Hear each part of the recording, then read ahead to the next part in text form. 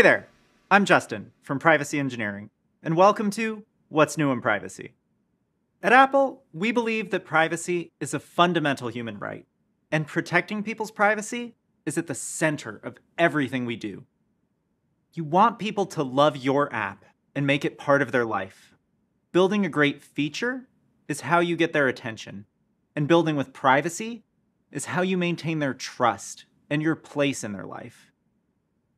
When people understand what data is collected about them and how it's used, they're more likely to fully engage with your app or service instead of choosing an alternative.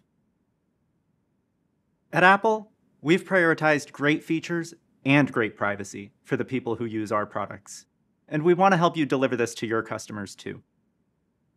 At Apple, we approach this goal of great features and great privacy with a set of actionable patterns, the privacy pillars.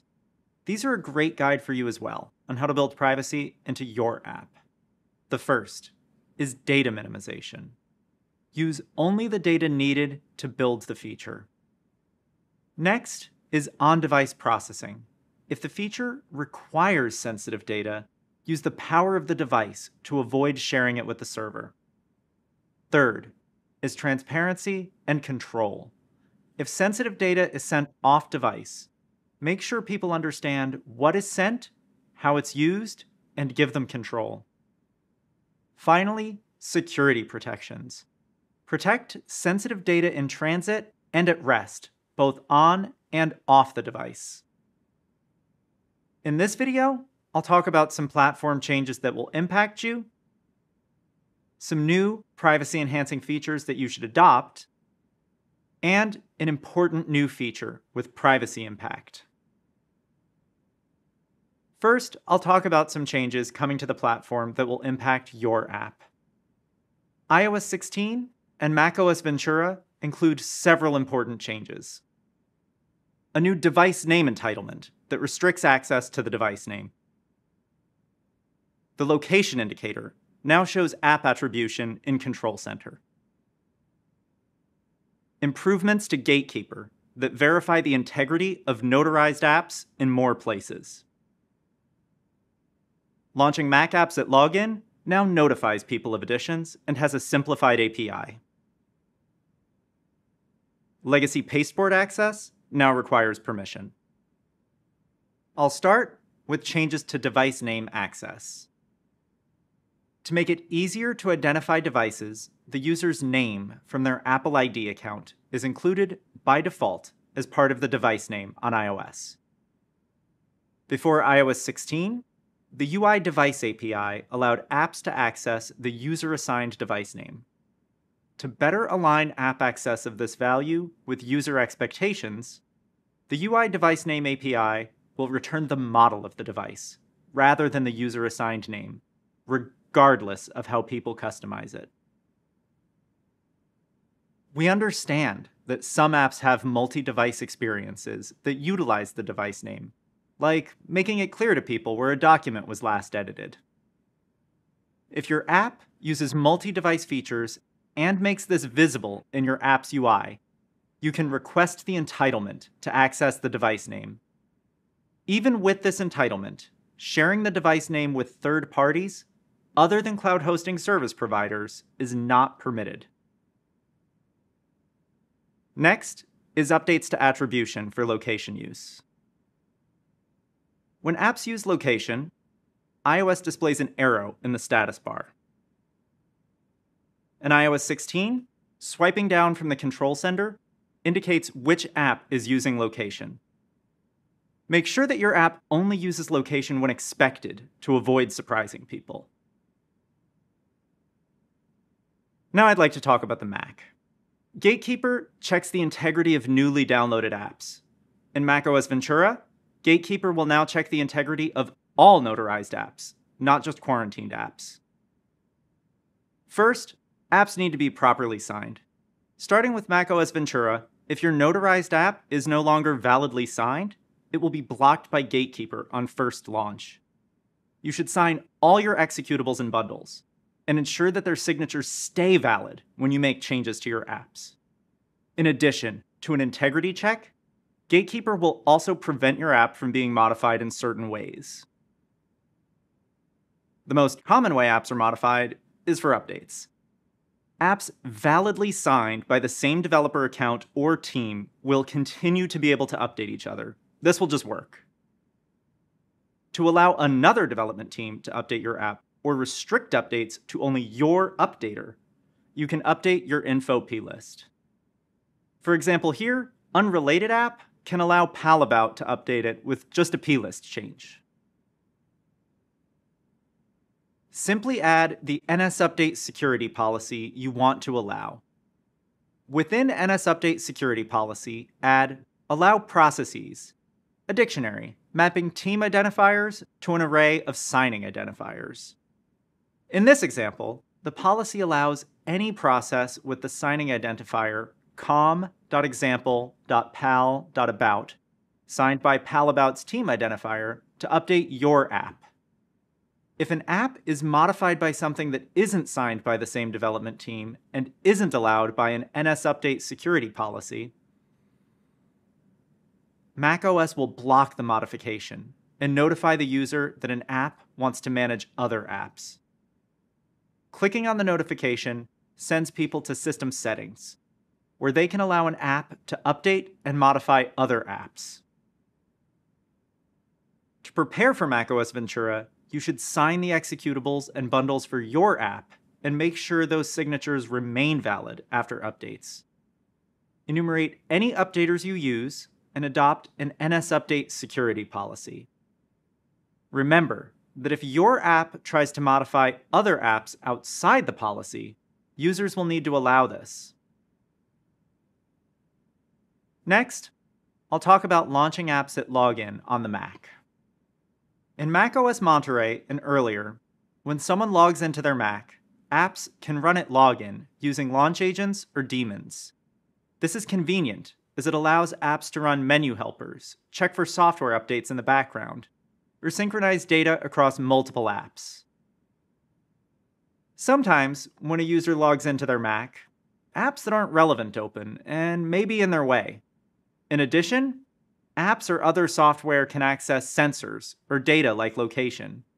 It's not always clear to people that this is happening, as what's running may not be visible. And for developers, it's not always clear which mechanism to use to launch at login. Daemons? Agents? Service management? With macOS Ventura, this is much simpler. In macOS Ventura, you can use a new, single API to launch your app, launch agent, or daemon at login. Your app will be allowed to launch at login by default, and users will be notified. If your app requires a daemon with elevated permissions, it will require admin approval to enable. Clicking on the notification opens the Login Items pane in System Settings, where people can manage apps that launch on their system. The top portion controls apps that run at login, and the bottom portion controls other items that run at login. This pane now controls different ways apps can run at login, including agents, daemons, SM login items, and apps that add themselves to open at login. Here's how you can use this new API. The Service Management Framework makes it easy for you to launch resources at login. Since all agents and daemons live inside your app bundle, you don't need to use an installer to write launch agents or create cleanup scripts anymore. And this works in Mac App Store apps too. Call the SM App Service API from your app to control when people get the notification and what your app icon looks like in settings. Next is pasteboard access. Previously, a transparency notice let people know when apps accessed the pasteboard when they had not pressed paste in the edit options. In iOS 16, the system confirms intent for all access to pasteboard items written by other apps. If your app continues to access values for pasteboard items using the UI Pasteboard API, the system will display a modal prompt. There are 3 ways to avoid this prompt appearing in your app. The first is to use the Edit Options menu. The second is to use the keyboard shortcut. In the Features to Adopt section, I'll talk about the third option, the new UIKit paste controls.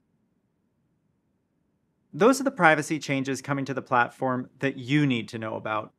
In addition, there are a few new privacy-enhancing technologies that make it easier for you to build seamless experiences with privacy into your app. I'll start by talking about UIKit paste controls. Add UIKit paste controls to your app experience so people can intuitively provide access to their pasteboard by pressing a button. Adopting UIKit paste controls allows pasting without an edit menu, keyboard shortcut, or system prompt. The system confirms intent by verifying the button was visibly displayed and tapped. Customize these buttons to fit with your app's interface. Change the rounded corners, or change the color of the text, icon, or background. Just be sure the button has enough contrast and isn't hidden behind other elements, or it won't work. Make sure to test that your paste buttons work as you expect. Another tool to create a seamless experience while minimizing data access is media device discovery. Apps today use a wide range of streaming protocols with custom discovery and communication logic. To stream media using one of those protocols before, apps needed permission to access the local network, and often Bluetooth. This permission is needed because knowledge of all devices is required to manage device selection. But this provides access to more information than is necessary and poses a fingerprinting risk. Media device discovery lets your app stream to selected devices without having to present network or Bluetooth access prompts. Streaming devices appear right in the same picker as AirPlay, and apps only see the device picked to stream to. This works thanks to device discovery extensions. This extension can search for local network and Bluetooth devices, but is sandboxed separately from the app, so it can't send scan results back. This means no broad permission is needed for the app to access the local network or Bluetooth, since the app doesn't see the whole network. Instead, the extension can only send the discovered accessories to the Device Discovery Extension Framework. The Device Discovery Extension Framework presents the list of discovered devices in the picker, and after a selection is made, the system enables communication with the selected device. No other permissions are needed. Protocol providers should create an app extension with Device Discovery Extension. Extend AV Route Picker View to handle user selection callbacks. Handle user-selected networking devices in your protocol. Download the sample app and extension to learn more. App developers should contact their streaming protocol provider to implement a device discovery extension. Media device discovery is an opportunity to build great features with great privacy. Your app gets to access exactly the data it needs to stream. Discovery is simple and prompt-free, and people get great network privacy. This is a win for everyone. Just like media device discovery provides permission to access only the devices needed without prompts, the PH Picker API provides permission to access only the photos needed without prompts. PH Picker is on the Mac now with macOS Ventura, and the Watch with watchOS 9. Update your Mac and Watch apps to access photos without prompting users for access to all photos. Next is private access tokens, which are a powerful tool to prevent fraud without CAPTCHAs getting in the way. Private access tokens replace CAPTCHAs and are built using blinded tokens that allow website or API developers to recognize legitimate devices without being able to track those devices. Apple doesn't know what websites a device fetches tokens for, and the servers receiving the tokens don't learn the identity of the device sending the token. Private access tokens are part of the Privacy Pass IETF open standard and are the same technology we use to verify the authenticity of private relay users. To learn more, check out the video Replace CAPTCHAs with Private Access Tokens. Now, I'll go over passkeys. Passwords are at the center of authenticating accounts and keeping personal data secure. But they have serious issues. They're hard to remember, so people make them simpler or reuse them across multiple sites. And they can be phished. Passkeys enable a more robust authentication solution and use the same instantly familiar UI style and biometric verification as password autofill. Passkeys are built on public key cryptography, so the value the server stores can't be weak, and if it's revealed, it doesn't matter because it's truly public. Because passkeys are inherently linked to the website they correspond to, they can't be phished. For more information on implementing passkeys, there's a full video. Meet passkeys. Those are the exciting and important privacy updates for you to adopt. One more important thing I want to talk about is a new privacy tool in iOS 16 called Safety Check. Safety Check is designed to help people in domestic or intimate partner violence situations review and reset access they may have granted to others previously. Safety Check helps in the following ways. It stops sharing data with people by turning off location sharing in Find My and stopping sharing in Photos, Notes, and Calendar. It stops sharing data with apps by resetting system privacy permission for all third-party apps. It helps you sign out of FaceTime and iMessage on your other iCloud devices to ensure messages and calls are sent only to the device in your hand.